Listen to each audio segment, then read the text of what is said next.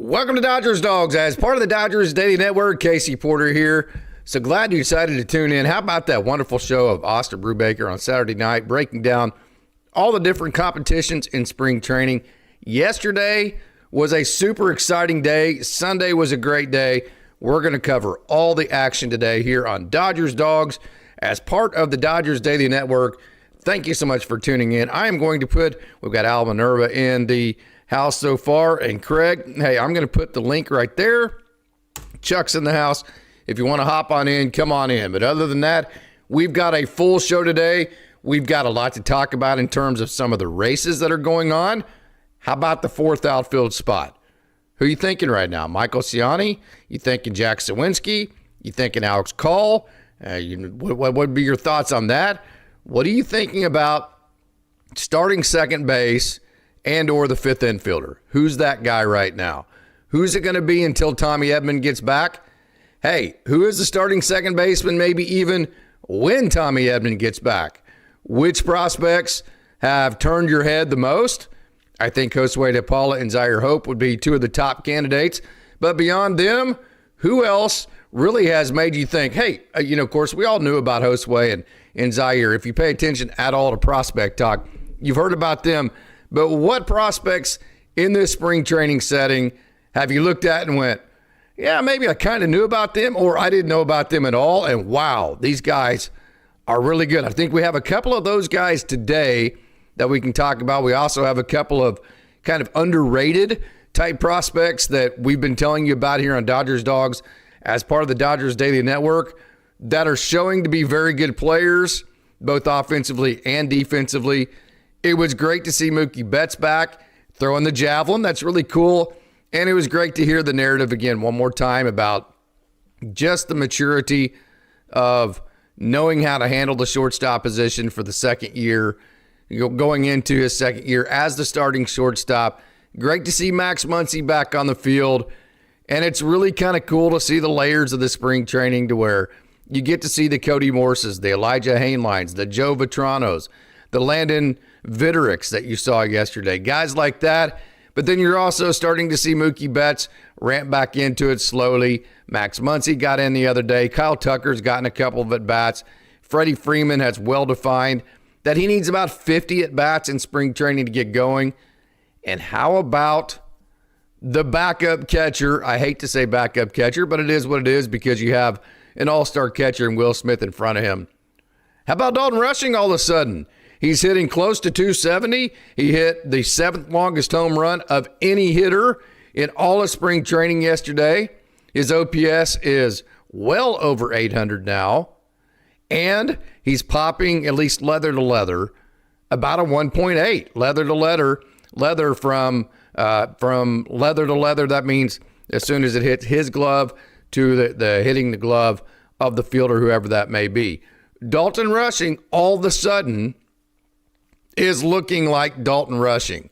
And that is absolutely huge because we've said many different times that, hey, this is what it is. It's not the exact role that anybody would want, especially when you're a guy as good as Dalton Rushing. But that being said, I really have felt like that he was going to embrace the role better this year and be able to get comfortable with it and have a really good year inside of the skin of that role. But hey, we already have Chuck Huddleston on the line. Chuck, how the heck are you? Good morning. It is a great day to be a Dodger. Absolutely. Good morning, Casey. How you doing? I'm doing fantastic. Yesterday was one of those days, Chuck, to where, of course, Antonio Knowles finished it out. Got to see Payton Martin, got to see Landon Vitterick. Dalton Rushing hit a huge home run. Elijah Haneline, Joe Vetrano hit home runs. Yesterday had me on cloud nine. What say you? Yeah, Hanine almost hit a second home run, too. I think Neverett thought it was out. So, yeah, he was calling it. But, no, impressive. Tibs is impressive. Earnhardt's impressive. I mean, the hitters, it wasn't too long ago we were just talking about pitching and crying about, man, where are the hitters? Where's our position players? And now there seem to be a lot of position players that are knocking on and they're coming quick. If you look at some of these guys, they're going to go to double A probably, or, maybe high single A, but some of those guys look like they're coming pretty quick. The Dodgers are going to have to make some decisions. They are more. I think much sooner than I think they're planning on, which is it's a good problem to have for sure. Which one of those young guys have stuck out to you, position player wise? Now, beyond Zaire Hope and Josue De Paula, we know those names. Well, I think Earnhardt, man, he just like a natural hitter. His swing, it just, and then probably Tibbs. I know Tibbs' average it's still below 300, but he's gotten a lot of good swings. There's been a lot of guys too hit balls right at the fielders, and then our shortstop, oh my gosh, Noah Miller. Let me put give me a second. Let me put some Noah Miller up on the board, because this is an impressive young man. And the thing about him, Chuck, and I'll let you have at it here as soon as I get this out here. But the thing about Noah Miller is that he hurt his knee 2 years ago, and that really affected him. Even last year, he played and all that, but you can definitely see the explosiveness is back with Noah Miller. And wow, is he a great defensive shortstop? And the offensive game has really looked good so far. Your thoughts on Noah Miller? Well, I think being Noah's brother playing in the bigs makes an impression too. I think he looks comfortable. He looks comfortable at the plate. That's what gets me. I was thinking, oh yeah, this guy's going to struggle at the plate, but he's taking good at bats. He's very comfortable.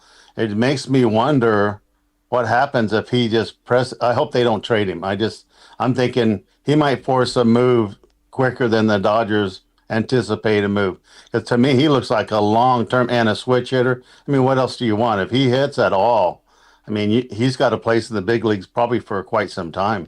Absolutely. I've said it, I don't know for how long. And, of course, I have been viewing a Noah Miller close up and personal at Tulsa that has had a knee brace on. He has been less explosive. The offense has been a lot more just kind of come and go. And the quality of contact has not been exactly what I think he would want. He looks like a totally different player to me right now with the knee. It just feels like the knee is so much better. It's released him to be the Noah Miller he's capable of being. The impressive thing is he looks comfortable at the plate. Yes. With his defense, he could probably hit 220 and you'd have to have him in the lineup, but I think he's going to hit better than 220. I would agree with that. Let's get some defense up from him on the board. Give me a second here here's some great defense from Noah. Let's get a couple of these. Look at it. Well, you can't see it here, but in the hole right there, just the thing about him is he takes that play to his right. He takes the play to the left, all the marginal plays, and he takes all the stress out of them, Chuck. I mean, he just makes them look so easy. Here's another one right there, hopping kind of that Jeter throw right there. But, man, I'll tell you what, this kid, got Noah Miller, very, very impressive. So your final thoughts on him, we'll move on to some other prospects here. You know what's as impressive, or maybe even more impressive if you watch closely, is his turn of the double play. How quickly he did it. I think it was a Gators during the one that he just turned so quickly. Coming towards the second baseman and turning and getting that throw off to first place for the double play. To me, a couple of those plays, I go, wow, this guy turns what might usually just be getting the lead runner a play into a double play, and easily he's got the runner by a step or two. He does. Who else has stuck out to you so far? You said Earhart. What do you like about it? Let me get my boy Earhart on the board. I've told you guys over and over and over, and I know, hey, he's an OSU boy, so I'm sure you're thinking, oh yeah, well, he's showing bias towards his OSU boy. Well, there's a reason. Yeah, I am showing bias, and there's a reason why I'm showing bias, because I got to see this little sucker for however long, I think it was 4 years. And this guy's dang good. I mean, he's just a really, really, really good ball player. So your thoughts on Zach Earhart? What's impressed you about him? 10 days ago when the first game or two came up, I told my wife a couple of times we were watching the game, I go, hey, this is Casey's guy here. We got to watch him. And now it's like, dude, this guy just hits. I mean, he just gets up and he just can hit. I don't know what, you don't have to teach what he's got. He's a natural hitter. I mean, I'm impressed with him a whole bunch. Probably the other thing that's impressed me so far in spring training is how well Kim has played center field and the plays he's made. I'm not so sure he isn't the Swiss Army knife that can play all three outfield spots. I'm not so sure. I wouldn't rather have Edmund play second base when he comes back full time and have Kim move around and fill in those spots. He's pretty dynamic. I tell you what, he's pretty dynamic. This catch right here, this is the one where he's going back to the wall in center field. Pretty darn impressive. And I'll say this too. Ha-Seong Kim's been very explosive. He's still striking out around the 36% rate. That's still way too high. Although the WRC plus is like 180. So right now what he is he's very high ceiling. He's been very low floor. So when I say low floor, I mean way too many strikeouts. Not too many strikeouts, like way too many strikeouts. So the good stuff is not good. It's like elite, incredibly explosive, great, awesome. But the downside is way too much downside with the swing and miss. So he's been super explosive, super exciting to watch. Alex Freeland sitting around about a 120 WRC plus. Still a little bit too passive for me with balls that are in the strike zone. I believe that, if you're trying to make a roster, if you get a good fastball that's in the heart of the zone, hit it. Hit your way on base while you're in spring training. This is team baseball, yes, but it's also, hey, this is a competition, me versus the other guy. And a guy like Alex Freeland is going to need to hit his way onto the roster. So I think he's looked good, but I'll tell you the guy that I think right now, if I had to give the everyday second base spot to right now, tomorrow, that would be Santiago Espanol for me. Yeah, he's been very impressive. It's kind of shocking that they actually have this guy in, on a minor league contract that I think he's on a minor league contract that was an all-star not too long ago. And you can see why he was an all-star. I'm not so sure he shouldn't be the second baseman either. I mean, they've got a problem. They got a logjam, but some of the guys have minor league options, and they can be put to the minors, and it's not going to kill them to be in the minors. They're ready for the majors. Yeah. Well, and Espinal's not even on the 40-man roster, so I mean, he's in a position where he could spend the entire year in AAA Oklahoma City. So there is a big logjam.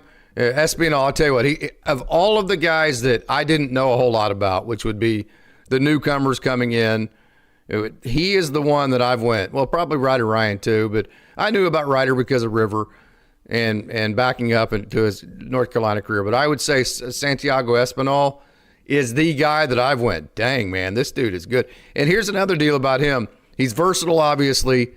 He can hit, he has that kind of happy-go-lucky, fun personality, kind of a Teo personality to him, that fun, positive, lots of great energy to him. So I think he fits into the culture of the Dodgers as well.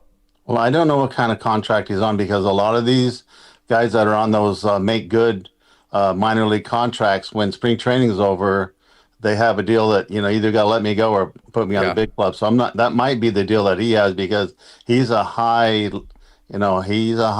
level minor league, contract. So I'm wondering if that's what he's on.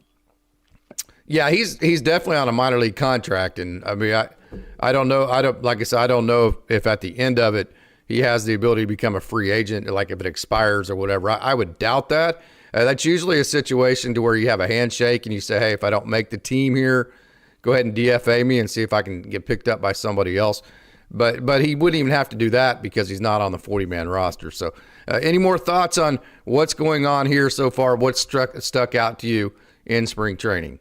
No, my biggest concern is, of course, Gavin Stone. I was so excited about watching Gavin, and that's, I'm hoping that's scar tissue, because if it's not, I mean, we've seen what's happened with Bruce Starr. I mean, that shoulder thing, it's really worrisome. So that's really the next thing I would like to find out about. And it's going to be a while before we find that out. But no, I've been excited about it. I mean, it's been fun watching these guys in spring training. I'm going to be there in about a week and a half. I'm going to see with myself. We're going to watch 5 games, and one of them a night game at the Royal Stadium on the 17th. But yeah, we're looking forward to getting eyes on them, get on the backfields and look around. I can't walk around like our buddy there, and get around. Those fields are long, they're far apart back there, but it's fun though to get back there and look around, and especially go to where they do the bullpens. That's kind of neat watching 5 or 6 guys throw at the same time. It is. Yeah. That's a cool setting. Cool setting. And it's just cool that all these young, especially now that all the guys have left for the WBC, man, all these young guys like Joe Vetrano and all these guys are getting on the main field. Cody Morse, Landon Vitterick. it's just for me, and you have to be kind of a prospect geek, if you will, to enjoy guys, because those are guys that are way down. I think most people were excited to see Zaire Hope, Josue De Paula. I think even, the casual fan probably knew who James Tibs III was. Those kind of guys. Maybe they knew who Chris Newell was, who made a really nice play defensively the other day. But I doubt anybody knew who Joe Vetrano was, or Elijah Hanine, or an Antonio Knowles, or a Payton Martin, who threw yesterday.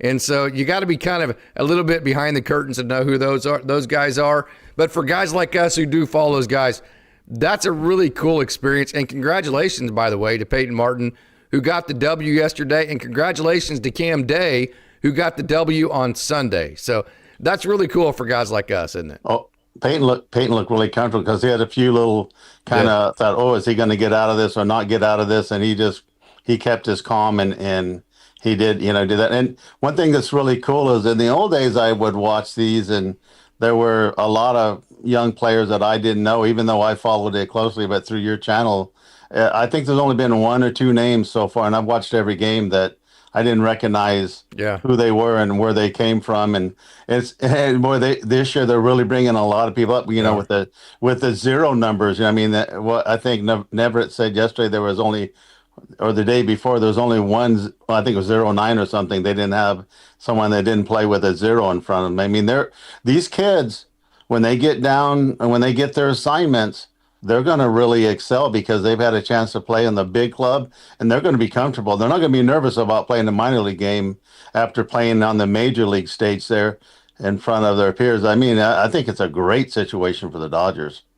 Okay, I want to get your thoughts and everybody else's in the chat's thoughts about Dalton Rushing. Okay, I've defended this guy. I've told you this guy is a great defender, not a good defender. He's a great defender.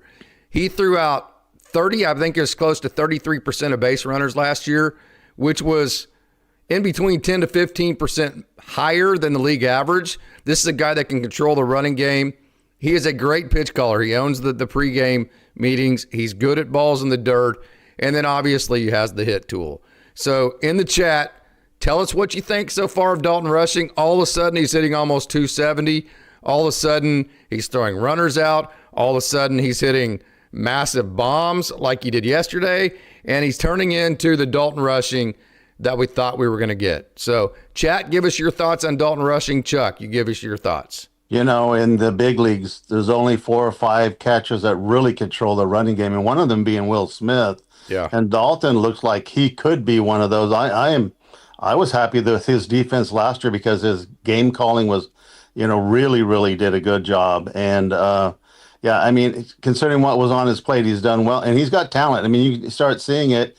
Some of it's just getting comfortable for him. He's adjusted his swing. He's looked good the last couple of days. And sometimes we look at early spring, and what we see in early spring is not what we're going to see at that Angels series right before the season starts. He's ready to go, and I just basically he's got to get comfortable, accept his role, and I think he is. I don't think he's afraid of the moment. I think it's not too big for him. It's called growth. And it's interesting to me as you watch these guys, and this is what we get to see. If you follow the minor leagues, this is the process you get to see, that people that don't follow these guys in minor leagues, that they don't get to pick up on because they don't see it. You see the growth every day. So you see a Dalton Rushing last year that's kind of searching and hunting and just picking almost at straws to find some confidence and this and that. So it's just, I don't know how to explain it, but it's an innate feeling to where whenever you finally say, oh, he's comfortable. That word comfortable is such a big word in baseball. You can't really explain it, but if you've been around the game long enough, it's certainly minor league level, you can see it when a guy starts to get comfortable within his skin, and that's when you go, oh, this guy has figured it out.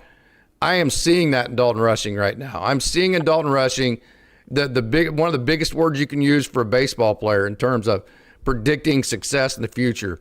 He looks comfortable. And when Dalton Rushing is comfortable, you're going to see the true talent of him come to the top. Well, Casey, you played, anybody out there that's on the channel that have played, even in officiating, I officiated football. when things slow down, you do a lot better job, and you know you're not nervous. Everything's until things slow down. Things are a blur. We're like the baseball when you're batting. If they're not slowed down, the Right. baseball's a blur. You don't see any, don't see any of the stitches on the ball when it's a blur. It's almost like when it slows down, the ball almost stops in front of you when you go to hit it. You could just see the ball hit the ball. See the ball hit the ball easy when the game slows down. And even in officiating, when I did football, when the game slowed down from me, it stopped blurring. I start seeing things clearly. So I think you see that all these players, when they come up, you see it with DePaula right now. To me, the game slowed down for DePaula. You see it at the plate. Now it sped back up the last few days. It's going to be interesting if it stays slowed down for him. Yeah. But it will eventually. It will stay slowed down eventually. He's got that talent.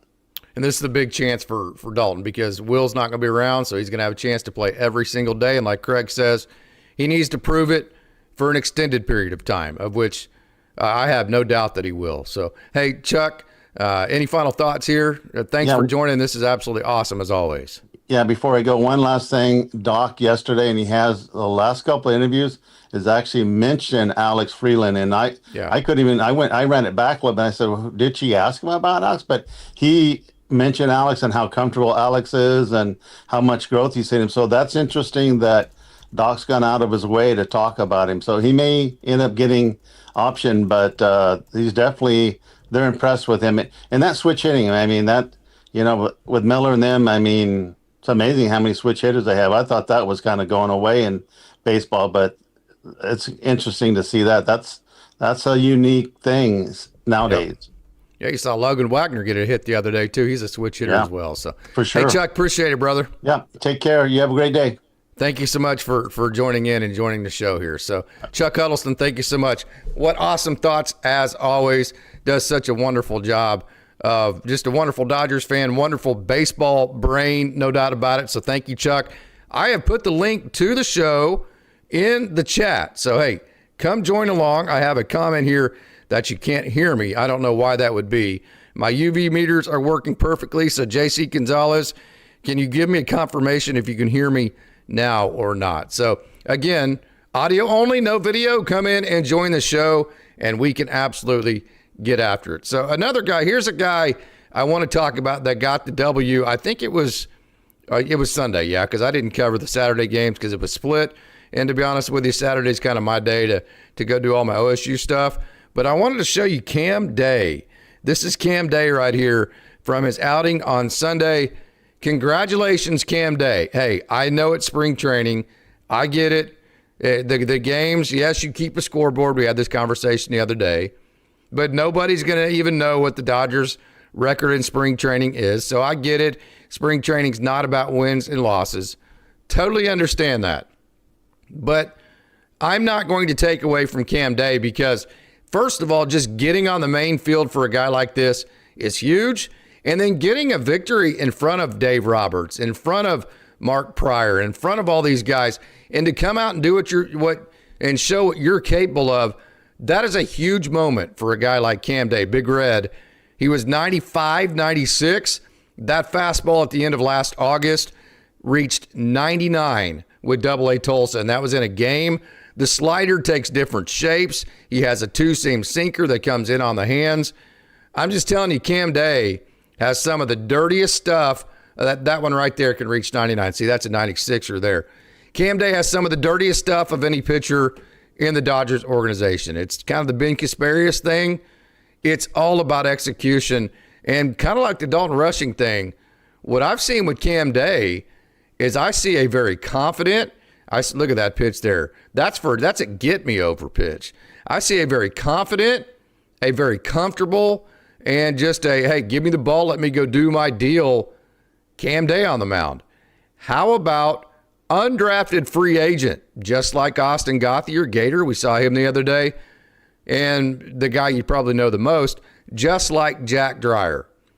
I cannot explain to you how big of a deal this is, being an undrafted free agent and going from that, a guy that played at Utah as an undrafted free agent, getting to the point to where he's at and pitching so well in front of all the big guys in the Dodgers system and getting the dub on Sunday. Cam Day if he continues the path that he's on and continues to improve at the rate that he's improving at, this is not just going to be a major leaguer. This is a guy that can be, a Blake Trinan type guy. He has that kind of wicked type off-speed stuff with a fastball that moves enough and has enough velo to be fairly dominant. So what I want you to do is I want you to get your Rolodex out, put Cam Day somewhere in the back of it. Now, keep in mind, Cam Day made it just to Double-A Tulsa at the end of last year.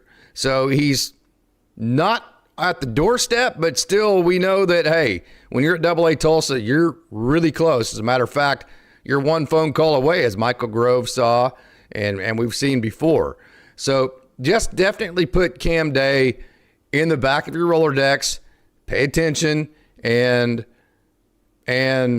just kind of follow along with where he's at right there. And then another guy, I'll tell you another guy that to me, hey, he had some great moments down the stretch, and to be honest with you, he was absolutely super clutch. What happened to the Double-A Tulsa Drillers last year? Let me get some video up on the board here, and we can play it and take a look at him here.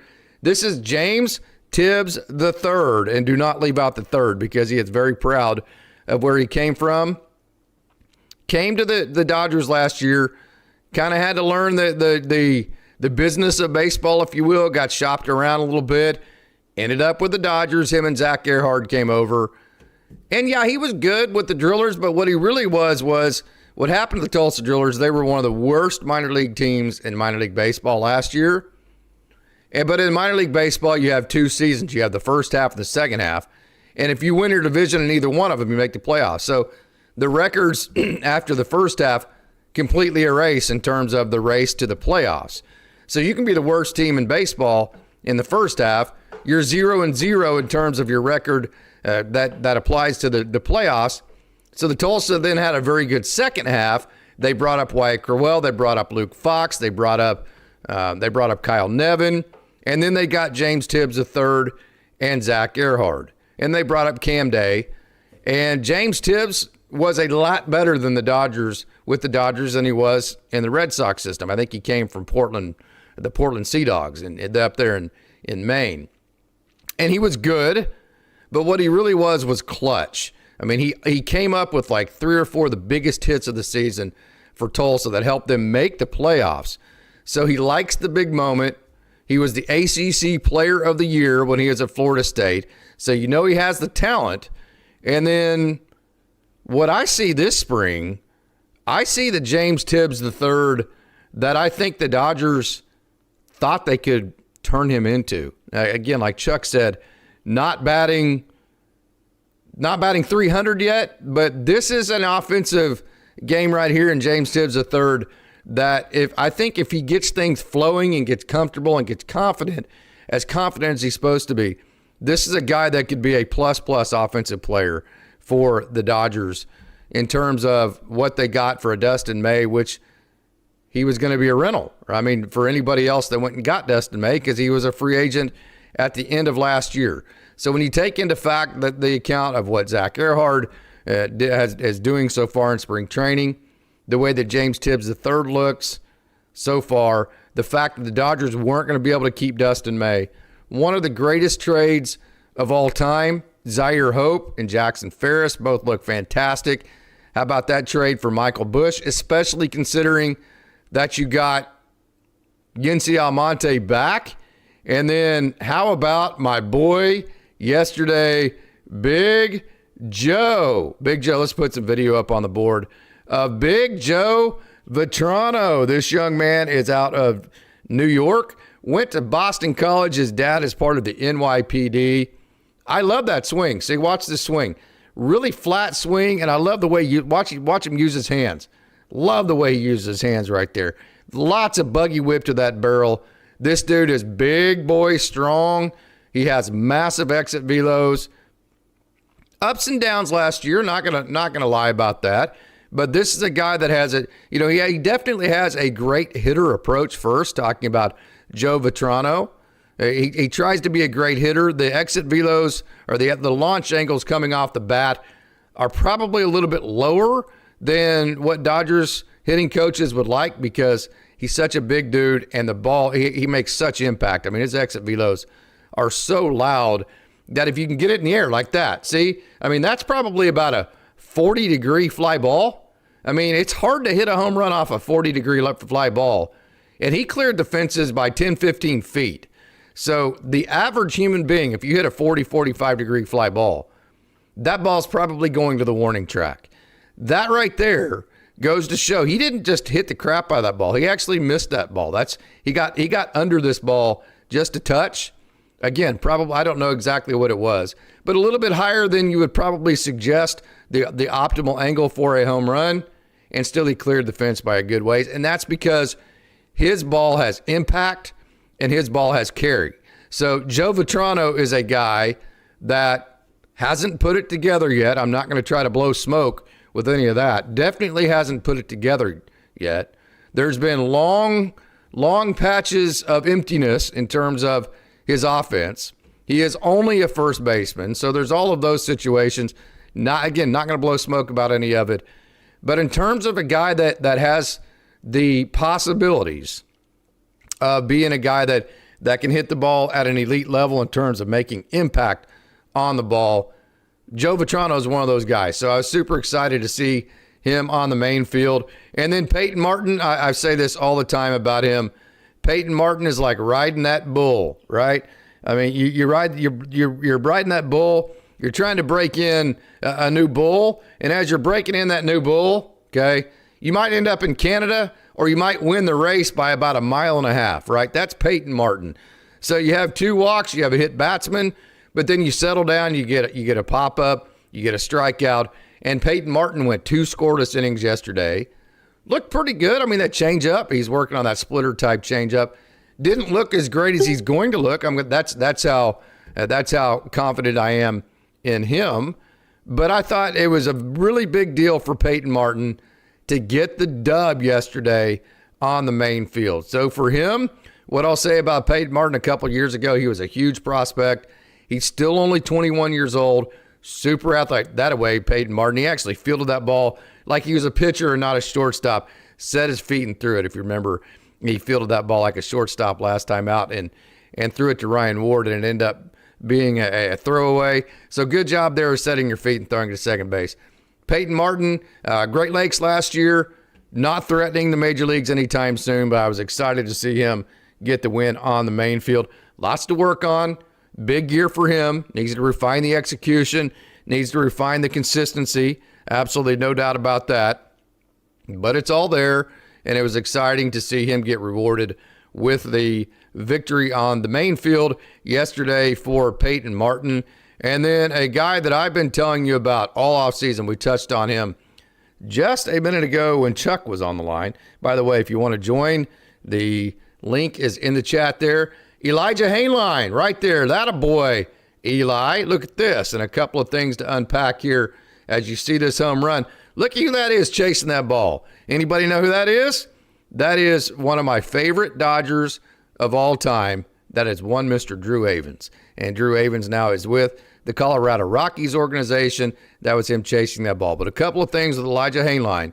If you go back to any of your coverage on him or our interview with him, one of the main themes that we covered was the way he's able to impact the baseball to the opposite field. And you got to see all of that in that same hit right there, that opposite field home run, where he showed the impact that he can make to a baseball to the opposite field. Hanine is just in that category like Zach Earhart. This dude's just a ball player. He's just good at everything. Again, he can hit the ball the other way.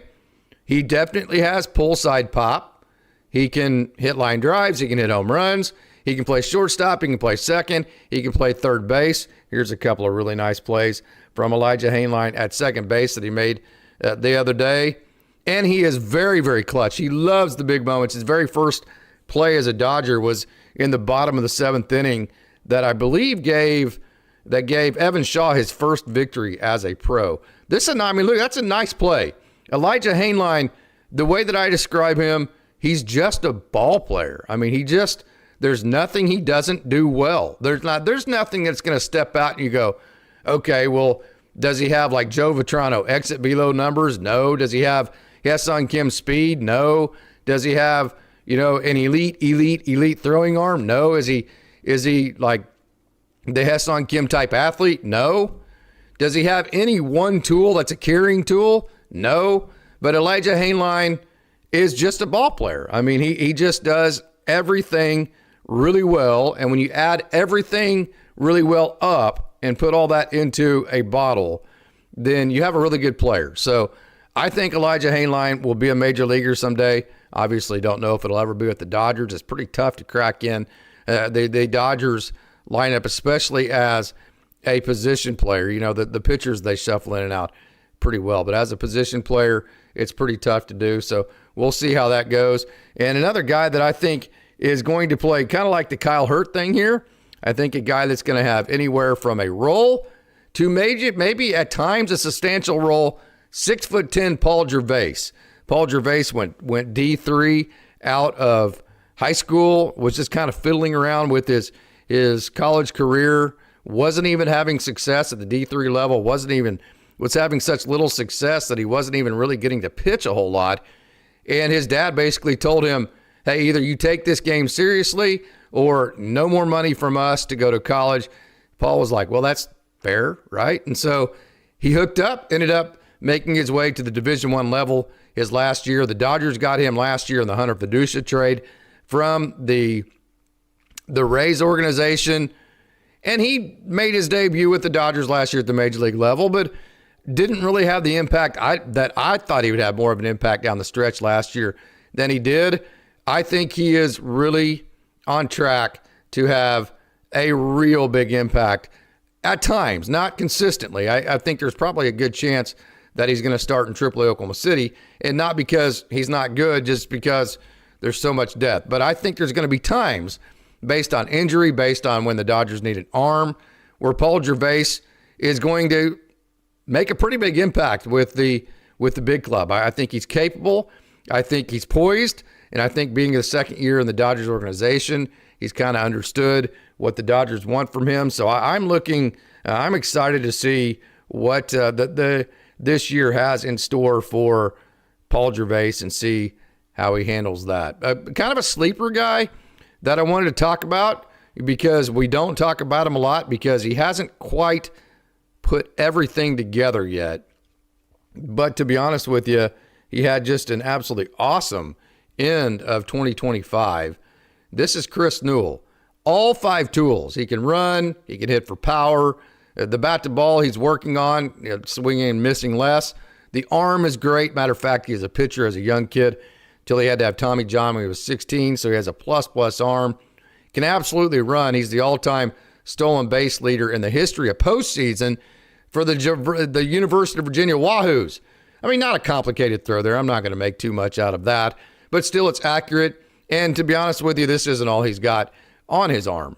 So a great throw there. Chris Newell hit a home run the other day as well. We're going to see right here. And so this is a guy that with all 5 tools, trust me. And hey, if you go back to our interview, I'm not trying to tell you he's the next guy up. I'm not trying to tell you he's ready for the major leagues. I'm not trying to blow any of that smoke. But what I am trying to tell you is Chris Newell has immense talent. And if he puts the bat on the ball more often and he figures out how to use all those tools to impact baseball games, I think he's probably going to start in AAA Oklahoma City. This is a guy that is as talented as anybody. So I don't want to make the case like, hey, let's watch Chris Newell because he might be up in May or June. He's imminent to the major leagues. I'm not trying to make that case. Trust me. I'm not trying to say any of that. But what I am trying to say is, hey, put Chris Newell in the back of your mind. Just remember he has all 5 tools. Remember he's one of the most toolsy prospects in the game of baseball right now. And just follow along. Let's see if he can hit the ball more. Let's see if he can put the ball in play in the Pacific Coast League. Let's see if he can springboard from the great second half of last year and springboard that into 2026 and make himself a legitimate major league threat coming into this year. Has a big guy who you think would throw harder. Guggenheim, let's see. Looking through the chat, trying to get some interaction here. So far, the Dodgers catchers don't no strike zone on challenges. Need to get better. Yeah, it's Dalton had one the other day. Then he had a couple that he didn't get. And by the way, I think it's funny on the challenge system. If you watch this, it's funny because when the umpires are right, they'll emphasize it. They'll be loud. It'll be drawn out. When they're wrong, they'll talk really fast and they'll just try to get it over with, if they even talk at all. So that's kind of funny, a funny part of the challenge system that I enjoy watching. I think the challenge system adds a lot of entertainment value to the game of baseball. So exciting to see what 2026 could be for Chris Newell. And then we talked about just a minute ago, I'm going to cover all of these young guys that we have seen as of late on the main field. Logan Wagner got a hit the other day. Logan Wagner is an infielder, probably a third baseman. He had to play a lot of second base last year because there was just so much talent on that Great Lakes Loons team. Logan Wagner, a switch hitter, top 30 prospect, good player, very, very talented, elite human being. Got him a knock the other day on the main field, left-handed. Again, switch hitter, left-handed is his more natural side. I think he's probably a more advanced hitter from the left side right now than the right side, which is pretty typical just simply because you see more right-handers, and so your left hand, it's like anything else. If you do one thing way more than you do the other, you're going to get better at the one thing you do more often. So I think Wagner definitely better from the left side. Good to see Logan Wagner on the main field the other day, get him a knock, and then for the second time, we got to see big 6'7" Cody Morse, a young man that we had a chance to interview last year when he was with the Rancho Cucamonga Quakes. As a matter of fact, Mark got to interview him. Cody Morse, the young man, still putting the execution piece together. He finished with low A Rancho, probably going to start at high A Great Lakes next year. But Cody Morse, long levers, big sweeper, crossfire, execution piece again, comes and goes, which it does with young guys. Dodgers got him out of Weatherford Junior College. He was headed to OU. This is a guy that you need to really pay attention to because he's just getting started. The stats don't look pretty, not going to lie about that. So if you're into that kind of thing, if you want to obsess over stats at the low A level, that's your prerogative. I don't. But Cody Morse has long levers. He crossfires. He should be a guy with his sweeping breaking ball and explosive fastball tendencies. He's trying to get his fastball up to 95, 96. It's been about 94 so far in spring training. But Cody Morse is a guy that I think, hey, probably going to start at high A Great Lakes. Guy to put in the back of your brain, follow along. Let's see if he can master the consistency of the execution piece, because I think if he does, I think he is a guy that really could fly through the system really fast. So Kyle Hurt is another guy, not another guy. Kyle Hurt's a guy. Let's talk about him for a minute, because the way that he's throwing right now, the way that he looks, I just think Kyle Hurt is a guy that's not going to play a role for the Dodgers. I think Kyle Hurt's a guy that's going to play a big role for this Dodgers bullpen. Man, when you can throw it up there, I think he's about 95, 90. I think he's averaging 96 in spring training so far, which, my gosh, coming off the Tommy John, and look at that changeup. He is an absolute dog in terms of mentality. There's the slider with depth. So you got to see the 96 fastball. You got to see the slider with depth. You got to see the changeup. I think Kyle Hurt's in for, at times again, I think he's also going to spend times in AAA Oklahoma City just because the Dodgers bullpen is stacked and he has minor league options. But I think kind of like Paul Jervase, and I think probably Kyle Hurt is ahead in line of Paul Jervase. I think this is a guy that at times throughout this year is going to have a significant impact on this bullpen. And I think Kyle Hurt's a guy that has a chance, if he pitches well in his innings that he gets with Los Angeles, to be a significant factor if and when the Dodgers make the playoffs, of which last year he got back. Towards the end of last year, he got 7 outings to finish 2025. It just wasn't enough time to get him back in the groove enough to audition for a playoff role. So they just kind of nixed that, off-seasoned it, and here we are with Kyle Hurt. Spring training 2026, and I think he looks fantastic. The velo is is really, really good. The changeup looks good. The slider looks good. Alex Vesia looks good. Blake Trinan, we talked about the other day. I think you're going to see a bounce back because I think he has absolutely owned his struggles from last year. I think because of that, that's allowed him to identify the issues, and I think he's probably solved them. Jack Dreyer's looked as good as well. Christian Romero got a look the other day. So beyond that, I'm going to get into a couple of chats, and then that's going to do it for me. I hope you enjoyed the show today. Yes, Kyle Hurt is a beast. Dylan Floro for Vesia and Hurt will go down as one of the most underrated trades ever, no doubt. The Dodgers seem to do this all the time. Hey, Guggenheim is heavily invested in treatments for incurable rare diseases. Yep. Okay. Wagner looks comfortable at the plate. I would agree with that. Newell looks like a player for sure, says Chuck. Sometimes the players act embarrassed when they are wrong. We're having a conversation here. I'm trying to jump right in to the chat here.